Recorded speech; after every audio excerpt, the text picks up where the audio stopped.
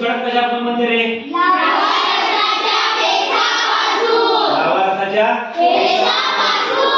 मग सांगा फ्युमिक खडक कसा असते? हलका असते, बरोबर आहे। मग फ्युमिक खडक जर आपण पाण्यामध्ये टाकला तो फ्युमिक खडक काय होते? पाण्यामध्ये का तरंगते बरं?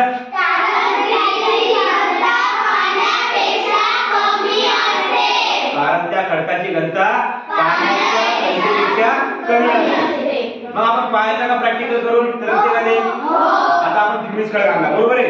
आता हा आपला कोणता आहे? फ्युमिक खडक।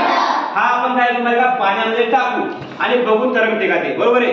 तुंगे कुठे रे? तुंगे हा तू जाय, दुसरा दगड कुठे पाहिजे जाय बघा। आता हा खडक कोणता आहे? फ्युमिक खडक। लवकर पाच अन्न मोठा हा जे फ्युमिक खडक आहे ना, आता हा मी पाण्यामध्ये टाकतो, बरोबर आहे। आता आपण तरंगते का ते पाहू आपण, बरोबर आहे। हा आता तरंगते का ते आपण पाहू। आता मी पाण्यामध्ये टाकला, तरंगला का?